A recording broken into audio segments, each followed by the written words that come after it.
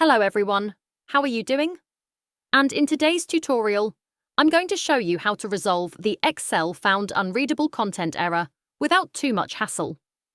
So if you've ever encountered this error message before and you want to recover the contents of your workbook, then this tutorial is for you. Let's jump right into it. First, you want to open up the Start menu and type in Excel. Once you find it, right-click and select Run as Administrator. If you receive the User Account Control prompt, just click Yes. Next, select a blank workbook to start with. Then, navigate to the problematic workbook file that you want to recover by clicking on File, then Open, and finally browsing for the file.